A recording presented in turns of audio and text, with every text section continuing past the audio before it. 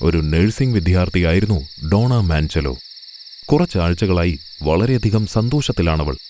അതിനുള്ള കാരണങ്ങൾ രണ്ടാണ്. തന്റെ പഠനം ഏകദേശം കഴിയാറായിരിക്കുന്നു.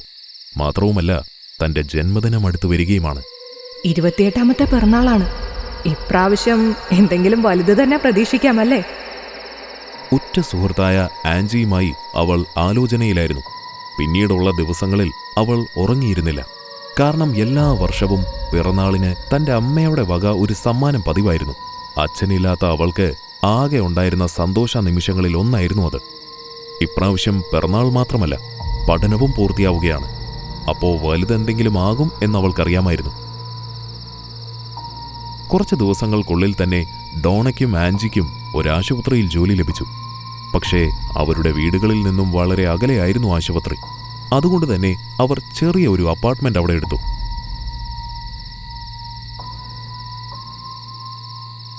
സന്തോഷവും സങ്കടവും കലർന്ന ഒരു അവസ്ഥയിലായിരുന്നു ഡോണയുടെ അമ്മ. മകൾക്ക് ജോലി ലഭിച്ചതിൽ സന്തോഷമുണ്ടെങ്കിലും അവളുടെ പിറന്നാൾ അവരിൽ നീറ്റലുണ്ടാക്കുന്നുണ്ടായിരുന്നു. കാരണം നല്ലൊരു സമ്മാനം വാങ്ങാനുള്ള പണം അവരുടെ പക്കലുണ്ടായിരുന്നില്ല. പക്ഷെ വാങ്ങാതിരിക്കാൻ കഴിയുകയുമില്ല. മകളുടെ മധുര നിമിഷങ്ങളിൽ ഒന്നാണിതെന്ന് അമ്മയ്ക്ക് അറിയാമായിരുന്നു. അതുകൊണ്ട് തന്നെ ചെറിയ എന്തെങ്കിലും സമ്മാനം വാങ്ങാം എന്ന ചിന്തയിൽ അവർ പുറത്തേക്കിറങ്ങി.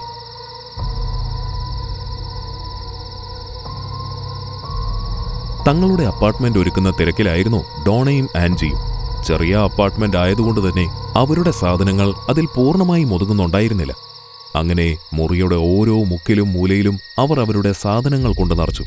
ഇനി ഒരു വസ്തു പോലും അവിടെ വെക്കാനുള്ള ഇടം അവിടെ ഉണ്ടായിരുന്നില്ല.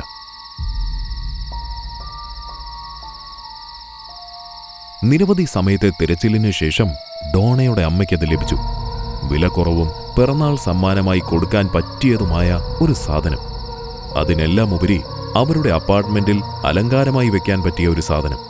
കയ്യിലുണ്ടായിരുന്ന പൈസ വെച്ച് അമ്മ അത് വാങ്ങി. അങ്ങനെ പിറന്നാൾ ദിവസം വന്നെത്തി.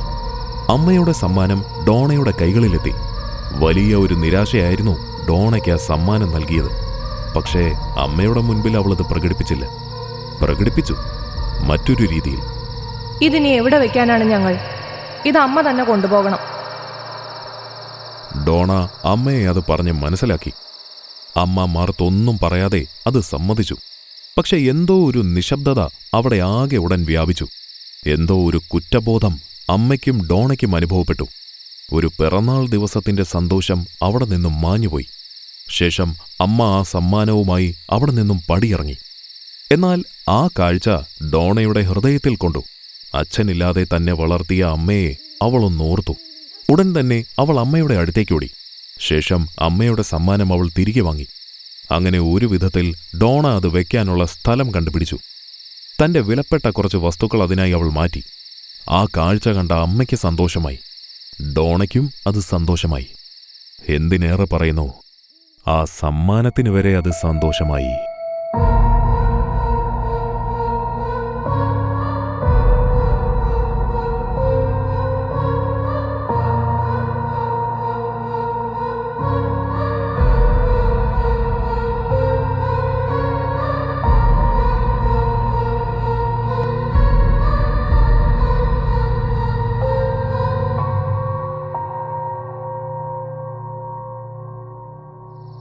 അന്നാണ് ഡോണ അത് ശ്രദ്ധിച്ചത്. അമ്മ കൊണ്ടുവന്ന പാവ അവിടെയില്ല. ചുറ്റും നോക്കിയപ്പോൾ ആൻജിയുടെ മുറിയിലിരിക്കുന്നു. അവൾ ഉടൻ തന്നെ അതിനെ തിരിച്ചുവെച്ചു. എന്നാൽ 2 ദിവസങ്ങൾക്ക് ശേഷം ആൻജിയും ഇതേ കാഴ്ച തന്നെ കണ്ടു. മറ്റൊരു സ്ഥലത്ത് പാവ ഇരിക്കുന്നു. ഡോണ എടുത്തതാകാമെന്ന് കരുതി അവൾ അതിനെ തിരികെ വെച്ചു. ഇത്തരം സംഭവങ്ങൾ വീണ്ടും ആവർത്തിച്ചു. പക്ഷെ അവർ പരസ്പരം അത് ചർച്ച ചെയ്തില്ല.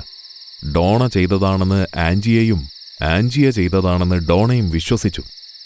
എന്നാൽ ഒരു ദിവസം അവരുടെ ആ വിശ്വാസം തെറ്റി. 2 പേരും ഒരുമിച്ച് പുറത്തുപോയ ദിവസമായിരുന്നു അത്. തിരിച്ചു വന്നപ്പോൾ പാവ സോഫയിൽ തലകുത്തിയിരിക്കുന്നതാണ് അവർ കണ്ടത്. അവർ പരസ്പരം പഴിചാരുവാൻ തുടങ്ങി. എന്നാൽ പതിയെ പതിയെ അവർക്കത് മനസ്സിലായി. അവർ 2 പേരും പാവയെ ഷോക്കേസിൽ നിന്നെടുത്തിട്ടില്ല. അവർ ആ പാവയെ ഒന്ന് സൂക്ഷിച്ചു നോക്കി. ചെറിയ ഒരു ഭയം അവരുടെ ഉള്ളിൽ ജനിച്ചു. എന്നാൽ ആ ഭയം വലുതാകുവാൻ അധിക സമയം വേണ്ടി വന്നില്ല. പാവ ഇരിക്കുന്ന സ്ഥലത്ത് നിന്ന് അവർക്ക് ഒരു കഷ്ണം പേപ്പർ കിട്ടി. എന്തോ ഒരു നിശബ്ദ ഭയം അവരുടെ ആ അപ്പാർട്ട്മെന്റിൽ പിടികൂടി. റൂമിലേക്ക് വരുന്നത് ഭയപ്പെടുത്തുന്ന ഒരു കാര്യമായി അവർക്ക് തോന്നുവാൻ തുടങ്ങി. പുറത്താരോടും അവരിത് പറഞ്ഞില്ല. പരമാവധി സമയം അവർ ആശുപത്രിയിൽ തന്നെ ചെലവഴിച്ചു. എന്നാൽ പാവയിൽ നിന്നും കത്തുകൾ വീണ്ടും അവർക്ക് ലഭിക്കാൻ തുടങ്ങി. ഭയം അവരുടെ ശരീരമാകെ കയറിക്കൂടി. ജോലിയിലുള്ള ശ്രദ്ധ അവർക്ക് പോകുവാൻ തുടങ്ങി. ഇങ്ങനെ പോയാൽ ശരിയാവില്ല എന്നവർക്ക് തോന്നി. ഉടനടി എന്തെങ്കിലും ചെയ്തേ പറ്റൂ. അങ്ങനെ അവർ അത് തീരുമാനിച്ചു. ഇത്തരം വിഷയങ്ങൾ കൈകാര്യം ചെയ്യുന്ന ആരെയെങ്കിലും ഇതറിയിക്കാം. അങ്ങനെ അടുത്തുള്ള ഒരു സൈക്കിക് മീഡിയം കൈകാര്യം ചെയ്യുന്ന ഒരാളെ അവർ കണ്ടുമുട്ടി. തങ്ങളുടെ പ്രശ്നവും പറഞ്ഞു. ആ അപ്പാർട്ട്മെന്റ് പണിയുന്നതിന് മുൻപ്, ആ കെട്ടിടം പണിയുന്നതിന് മുൻപ് അവിടെ ജീവിച്ച ഒരു കുട്ടിയാണത്. 7 വയസ്സുള്ളപ്പോൾ അവൾ മരിച്ചു. നിങ്ങളുടെ 2 പേരുടെയും സ്നേഹം അവൾക്ക് ഇഷ്ടപ്പെട്ടു. നിങ്ങളുടെ ഇടയിൽ ജീവിക്കാൻ അവൾ ഇപ്പോൾ ആഗ്രഹിക്കുന്നു. അതുകൊണ്ട് തന്നെ ഇപ്പോൾ ആ പാവയുടെ ഉള്ളിൽ അവൾ ജീവിക്കുന്നു. പേടിക്കണ്ട, അവൾ നിങ്ങളെ ഉപദ്രവിക്കില്ല. എന്തോ വലിയ ഒരു അസ്വസ്ഥത അവർക്ക് അനുഭവപ്പെട്ടു. അവർ തിരിച്ച് റൂമിലെത്തി. ആ പാവയെ അവർ മനഃപൂർവ്വം നോക്കുന്നുണ്ടായിരുന്നില്ല. ഒരു വിധത്തിൽ അവർ അന്നുറങ്ങി. പിറ്റേ ദിവസം ഞെട്ടലോടെയാണ് അവർ എഴുന്നേറ്റത്. അവർ ഭയന്നു. ഇതുവരെ ഭയന്നതിലും കൂടുതൽ അവർ ഭയന്നു. ഇനി എന്ത് ചെയ്യുമെന്ന ആലോചന അവർ തുടങ്ങി. അങ്ങനെ അവസാനം അവരുടെ മുന്നിൽ ഒരു പത്രവാർത്ത എത്തിപ്പെട്ടു. അങ്ങനെ ദമ്പതികളായ എഡ് വോറനും ലൊറൈൻ വോറനും അവരുടെ മുറിയിൽ കാലുകുത്തി. പാരനോമൽ ആക്ടിവിറ്റികൾ അന്വേഷണം നടത്തുകയും അതിനുള്ള പരിഹാരം കണ്ടെത്തുകയുമാണ് അവരുടെ ജോലി. എഡ് അപ്പാർട്ട്മെന്റിൽ കയറിയ ഉടൻ തന്നെ ചുറ്റും നോക്കി. അയാൾ ഷോക്കേസിലെ പാവയുടെ അടുത്തേക്ക് നടന്നു. അതിനെ സൂക്ഷ്മമായി നോക്കി. ഡോണ മൗനത്തിലൂടെ സമ്മതം മൂളി. പാവയെ അവർ നിരീക്ഷിക്കുവാൻ ആരംഭിച്ചു. ഡോണയും ആൻജിയും ഭയത്തോടെ ആ കാഴ്ച നോക്കി നിന്നു. അവർ ആ അപ്പാർട്ട്മെന്റ് പരിശോധിക്കുവാൻ തുടങ്ങി. ഞങ്ങൾക്ക് 2 ദിവസം സമയം വേണം. നിങ്ങൾ വിചാരിച്ചതുപോലെ ഒരു കുട്ടിയുടെ ആത്മാവല്ല ആ പാവയിലുള്ളത്.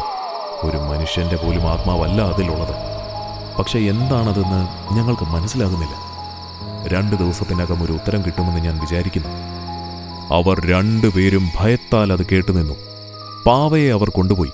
എന്നാൽ പാവയേക്കാൾ വലിയ ഒരു ഭയമായിരുന്നു അവരുടെ ഉള്ളിൽ വോറൻ ദമ്പതികൾ നിറച്ചത്.